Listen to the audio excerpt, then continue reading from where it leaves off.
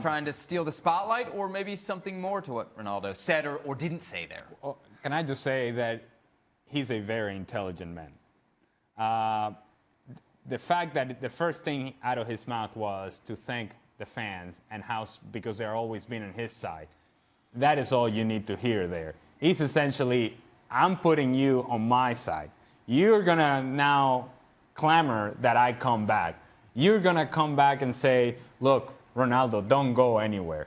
That feeling, it's put out there by Cristiano, and then the fans who are crazy for Cristiano, and rightfully so because of all the things he has achieved with Real Madrid and what he has meant for Real Madrid. But he's also saying, you're the only ones on my side. There's people in this club somewhere around here that perhaps don't want me here.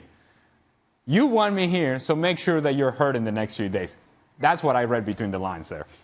What do you make of it? The cynic in me says, I'm going to try and get the spotlight back on me. That's the cynic in me. But I'd have to say, he did have the opportunity there to take it even further. And he didn't. He backed off and said the right things. And Ali's right. He's a smart guy.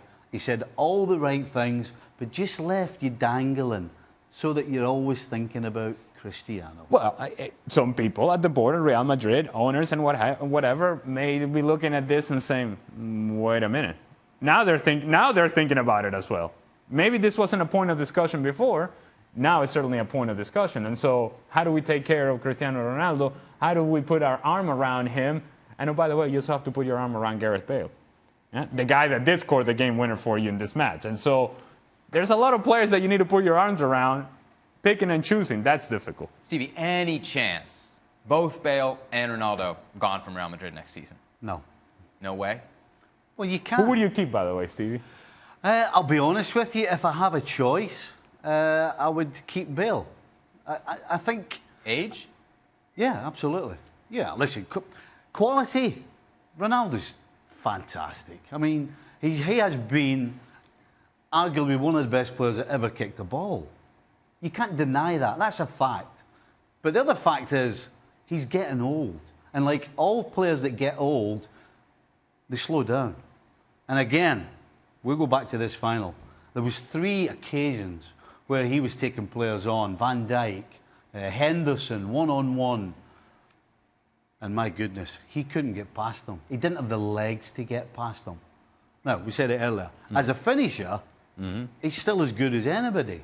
But he don't have the juice in his legs anymore. So if you're saying to me, are you taking Ronaldo or Bale? I'm taking Bale. And you agree? Yeah, I agree, especially if somebody comes in from who knows where and makes a ridiculous offer for Cristiano Ronaldo. And now you're Real Madrid and you're thinking, okay, if I can cash in on Cristiano and now I can turn this around and reinvest it in other places, now we are reloading for the future. But that's a decision that is not made just in numbers in Real Madrid. It's about feelings. And when it comes about feelings in Real Madrid, it's difficult because it's not so much about what the logical decision is and what the right decision is which one is going to keep the fans happy. And that's a slippery slope. We said how clever Ronaldo is. And unfortunately, as a player, you're usually the last person to realise when your legs are going or gone. Because you always think, oh, tomorrow I'm going to be okay, or I'll just work a little harder and I'll be back to normal. If he is that smart, he goes now. He actually says, you know what better way is there for me to finish playing than winning 3 Champions Leagues on the trot? If I'm him, I think that's what I do. Go to Japan, do an Iniesta. Go to China and get your millions. But finish on a high, and don't finish with people saying your legs have gone. I know, but how difficult is it to let go when you score 44 goals in 44 difficult. Matches? And I mean, that's the other reality of Cristiano Ronaldo. There's going out on top in terms of the team, and as an individual, pretty good as well. 44 games, 44 goals. Wow. This is Gareth Bale, who says nothing normally, Robbo. He's vanilla. He says absolutely bland stuff in interviews, but obviously he's clearly had enough. Yes, because I think after the last 3 weeks, he thought he was going to play. We didn't think he was going to play, but many people thought that Zidane had played him in the last game. He's started to find some form. But when you look at the season as a whole, there's been many games where he's almost been the third choice to come on. We've seen Asensio come on. We've seen Vasquez come on before him. So under Zidane, it looks as though he was a bit part player, but what a goal and what a performance he put on when he did come on. Does this change things, this performance? I don't think it changes the view of Zidane about him. I don't think Zidane thinks he's the player to take Real Madrid forward, and win another Champions League.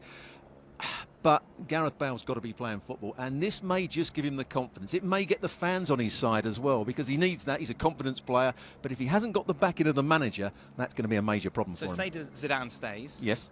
Big offer comes in from Manchester United. You're Gareth Bale. Do you leave? I would leave if I was Gareth Bale. I think he needs a fresh start. I think his time at Real Madrid is up. He's parting, if he does part, with 2 massive goals for them. He's won the Champions League for them. Now's the time to go to Manchester. He's still very much going on behind us, certainly when it comes to Real Madrid supporters. After what was a flat first half, of course, that mistake early on changed everything, didn't it? It certainly did. I mean, Karius trying to throw the ball out. Benzema intercepts it. It was all silent around us. We were in amongst the Liverpool fans. Wasn't it? Like everyone was kind of looking at each other. There was silence. Did that really just happen? Yeah, did it really happen? But there was also a little bit of anger, because there's been a lot of controversy about who should play in goal. Is Karius better than Mignolet? I would say, on the evidence of tonight and what I've seen before, he's not better than Mignolet, and that may be a massive mistake by Klopp. Then, of course, we saw Liverpool bounce back, get the equaliser. Gareth Bale with a spectacular goal. Actually, some of the Liverpool fans were applauding that when it came up on the big screen, weren't they? And then, obviously, the third goal as well. Another mistake from Karius. And at that stage, everyone just went, whoa. He could have parried it. He could have punched it. He could really have caught it, but he got it all wrong, and the crowd almost gave up around us, didn't they? Yeah, what about the game overall? Because the first half was sloppy. Well, the first 25 minutes, I thought Real Madrid played into Liverpool's hands. They didn't pass the ball quick enough. They didn't try and get it in behind Liverpool. Liverpool had to close down, and there was a couple of moments where Salah played a couple of 1-2s. They had that chance when Alexander-Arnold got into the box and hit one across the goalkeeper. Good save by Navas. But once Benzema started running in behind, once Modric started getting on the ball, and once Salah went off, the game changed completely, and suddenly Real Madrid controlled it with their passing, their movement, their better quality on the ball. Oh, but what happens to Karius? Like, we saw him, we were there as he was crying in front of all the Liverpool fans, obviously apologising. Like, as a teammate, how do you deal with this? As a teammate, you'd be disgusted that you've lost the game in that sort of way. You're not going to have a go at the goalkeeper, but I'd be surprised if he ever plays for Liverpool again. Not because they'd just get rid of him, but I think he'll find it hard to ever have any confidence playing in front of these fans again. Meanwhile, Real Madrid do it again. They do it again, and it wasn't vintage Real Madrid, I didn't think. I thought Modric was magnificent. Isco, the player that I thought should play, didn't really play well enough. He looked just off the pace, and that's why he was brought off. And I thought the substitution that they had to make, Nacho coming on for Carvajal, actually made them look a better team. Carvajal didn't look fully fit. He was tucking in too far, and they allowed it to switch to Robertson on too many occasions. Nacho did a much better job when he came on. Robbo, thank you very much. Back to you. Of course, it was a big moment in the game.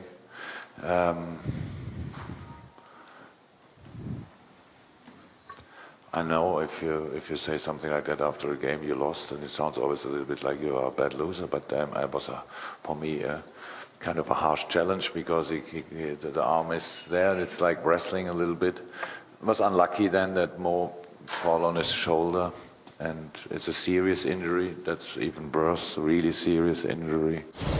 I think it's in the hospital for an X-ray. That's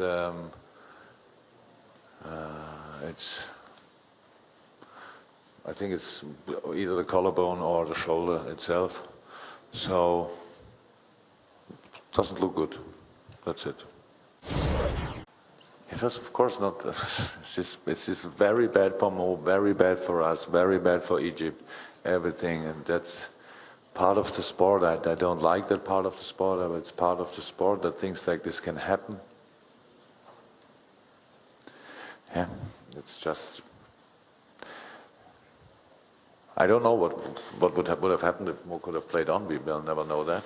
So we will never know that. But I think everybody saw the first half an hour.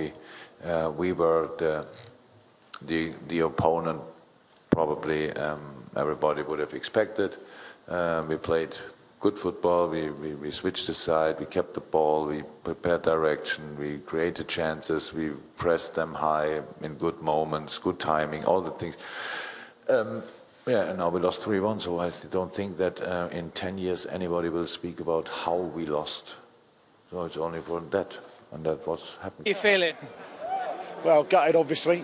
We were just talking about it. I mean, if it had been 2-1 and we'd have lost to 2 normal goals, we'd have been, it's how it was. But 2 goalkeeping errors is hard to take, really. The second that Salah went off, I think everybody knew that from then it was going to be an uphill struggle. And I'm just proud that we got this far, like that group of lads. Here's Mo Salah. He's on the pitch. He's the goal scorer.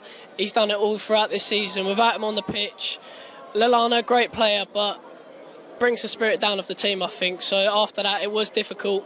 I think Ramos knew 100% what he was doing, and you can't be mad at him. I can't be mad at him.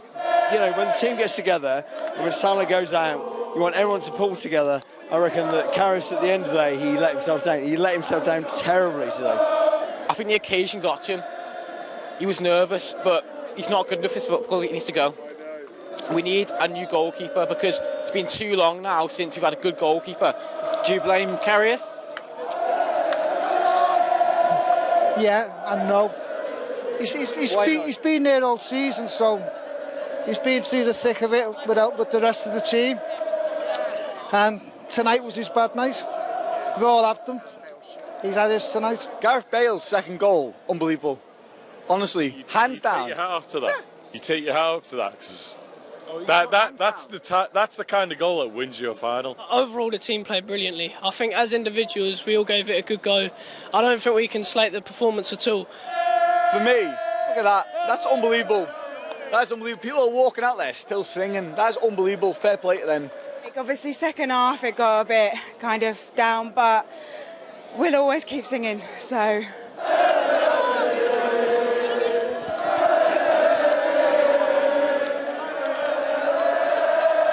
Right then, Robbo. Real Madrid have won it 3 in a row. No team's ever done that before in the Champions League. They could be the best ever, haven't they? Yeah, they could be the greatest team that in the Champions League, the greatest team that have conquered Europe. They've been, the top side in Europe for the last 3 years. It's not been a good La Liga season for them, and they weren't at their best tonight. But they still had enough about them. They still had that quality. I thought Modric was magnificent. He played around the pressure that Liverpool were trying to put them under. I thought Ramos was excellent. We talked about him letting Marcelo go forward. He had to deal with Salah to start with, and then when it was Mane on his side, he dealt with that really well. So they've got some great players. We haven't even talked about Ronaldo, who started on the left wing, which was a surprise, but he still played his part. However, naysayers will say, okay, yeah, fine, you've done it in the Champions League, but you've only won your domestic league twice in the last 9 years. So does that take some away from it? A little bit. It also says where the manager's thoughts are and where the players' thoughts are and where the club's thoughts are. They would prefer to win the Champions League than they would La Liga. So a lot of effort has gone this season into winning the Champions League.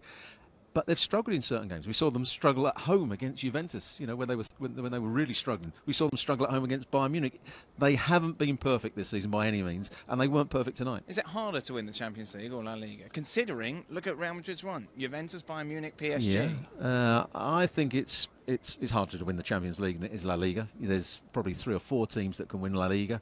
Barcelona, obviously, a very good side, but I think it's easier to win La Liga than it is the Champions League. We've of course been in. Well, how many nights have you been in? 5 or 6 nights? It's been a while. We've 5 or 6 nights. Yes, together. That's a bit of a worry, I've got to say. What did you make first off of the city? What did you make of Kiev? Pleasantly surprised. I wasn't quite sure what to expect. It's interesting. We saw some nice architecture. We had nice weather. Nice architecture. Yeah, well, it was. Yeah, it looks. It's a sun. We had the lot, really, didn't we? It kind of had a bit of a bad rap, didn't it? We come in here, you kind of got low expectations. But the food, the people, great stadium as well. No, everyone's been really lovely. What's been your highlight, Romo? I've got to say, I enjoyed the dancing. I've never danced in my life before. I've always been propping up the bar, never on the dance floor. But I quite enjoyed it, and I think I was slightly. You were really bad at it, though. You were terrible. I was going to say slightly better than you. Definitely not, Robert. You were so out of tune, out of sync. I tried harder than you. That's what I would say. It's been a great time. A lot of fun here in Kiev. It's been fantastic. We'll be heading back to Bristol. Well, I'll be heading back to Bristol in a couple of days. Robbo, you'll be over for the World Cup? I will be, yes. Right, I'm looking forward to that, yeah. But for now, back to you in the studio. All right, gentlemen. Thank you for that Commerce Bureau video. Yeah. Well, I don't know if you want that Chamber of Commerce to... are you kidding me? It's like, well, it was nice. We got a couple good places to eat. Dan better not get the sack for here. No? Because he ain't getting a job with the Kiev Tourist Board. No, he's not. I'll tell you that right now. Well, okay, if I make the statement, this Real Madrid team is the best of all time, how can it be countered? Can it be? No. it is impossible, and always has been, and always will be impossible, to try and look at teams from different eras who've done similar things. The Bayern Munich, see, I grew up with the Bayern Munich side. I mean, you know, the likes of France. For me, half of that team would walk in, at least, to this Real Madrid team. But then I'm looking at it from a completely different perspective. So, are they the best ever? I'm going to say no, they're not. Who is? But I'm still going to struggle to tell you who the best ever is. It's an impossibility to try and judge teams from different eras. It really is. When you think back of the Barcelona team that danced around Manchester United in a Champions League final, that humiliated a very good Manchester United team in the way that they did, that team was unique. Because that way of Barcelona playing changed the way that people played around the world. It was an impactful style and an impactful level of talent that came to fruition, and at the very best, in the highest stage. That sort of impact, I don't think this team has had. However, you cannot argue 3 titles in a row, something that nobody's ever done before. So from that perspective, you would think, well, yeah, I mean, it may be ugly at times. It may not be convincing. They may not play well, but they win. And in the end, this is about winning. I actually forgot how old I am. No. And the reason, and just to back up what I said about teams from different eras. Right. I remember the Ajax team. Okay. Mm-hmm. And they played in an era where if you moved, you got kicked. But they still played open attacking football the way teams play today. So how can you compare a team that could do that then to this? All right, welcome into a very special Champions League final edition of FC Extra Time. Alejandro Moreno, Stevie Nicol, Sebastian Salazar with you. You okay? What are you looking at me like for? You just seemed kind of like you're ready to pop or something. Yeah, he recognizes tension when he sees it. I tell you what, I live kind of in that state right there. Okay, Franco wants to know, winning 3 Champions League straight is not easy. Is Zidane now among the best managers of all time? Stevie, your former manager, what do you say? Absolutely. Yeah. I don't think, you know, this doesn't happen if you don't know your onions. I'm sure you know that saying. I actually don't know. I don't know my onions, so that's why I'm not a manager. It's a saying we have at home. If you know your onions, you're all right. Okay. You know, we've spoken about Zidane over the last couple of seasons, and on occasions we've criticised his tactics, we've criticised his team choice. I mean, I've criticised his team choice. I don't understand how Benzema starts in this team. But you know what? You can't argue, because the proof's in the pudding. There's another one for you. The proof's in the pudding, that they get the results. And at the end of the day, it's all there for you. Hey. It's a must to know your onions. Didn't you know that? I'm clearly. It's a must. It's a must. Not in Champions League final form just yet. Alan wants to know, whose bike was better, Ronaldo's or Bale's? Whose bike? I used to have one of the 3-wheeled bikes, one of them, like the tricycle. Yeah? Thing. Right. You're not a big fan of the overhead kick, are you? I'd have to say I am not, but I would also say that both Ronaldo's and Bale's, you know, I always throw in that it's a bit of a gamble, right? But those two are not gambles, because they know what they're doing, and they've got the physicality and the timing to put all that stuff together, to know exactly where they want to put it.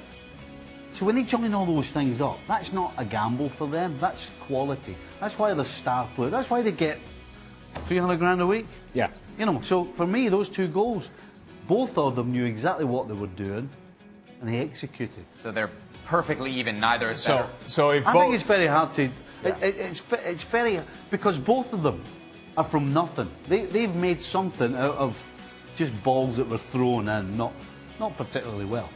I would say that if both of them were perfectly executed, then the tiebreaker would be the moment. And the fact that Gareth Bale is doing this not only in the final, the game winner, and it's his first touch on the ball. It's not like he's getting into a rhythm of the game.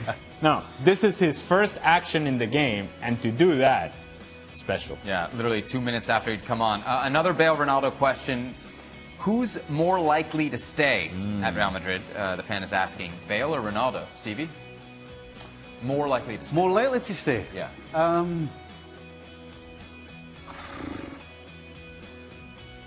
You okay?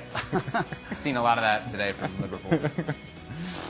I think you got to say Ronaldo, because at the end of the day, he'll decide whether he stays or goes. I don't think Bale's got the choice. Ali? If we were to make this decision objectively, the likeliest would be to stay would be Bale, because that would be the right decision. However, these decisions are subjective, and Real Madrid is going to be full of emotion, and it is very difficult to let Cristiano Ronaldo walk out the door if you're in any way a decision maker at Real Madrid. The problem is, most Real Madrid fans would say Ronaldo staying is a must. It's hard to argue with that. Yeah. I mean, well, yes, he's 33, but the numbers are still there. Listen, the guy can finish, and the numbers are there. But the truth is, he's lost a couple of steps of his leg.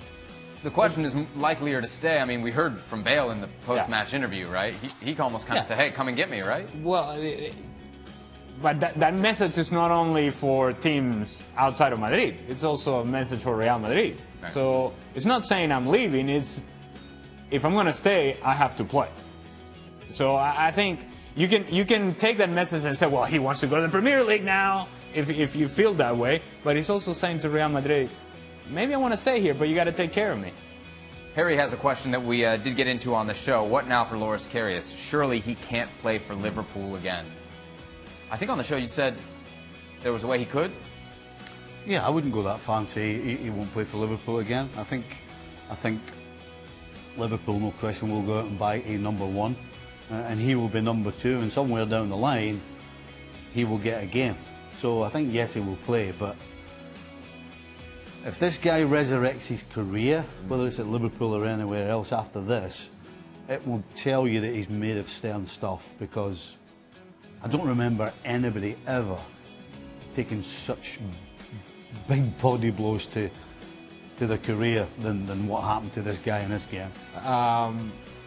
I can only imagine, and Stevie would know better than me in this, but walking the streets of Liverpool for Loris Karius, you know, I'm not saying that the fans would get on him, but his feeling, him feeling like he's letting people down everywhere he goes, that cannot be easy. And so, and that if that lingers, at some point you're better off just having a fresh start somewhere else. The character of Liverpool supporters and Liverpudlians will be to try and rally around this guy. Yeah. So if he's walking down the street, they'll shout at him and go, hey, come on, hey, get your head out, you know, blah, blah, blah. The problem is, it's a reminder.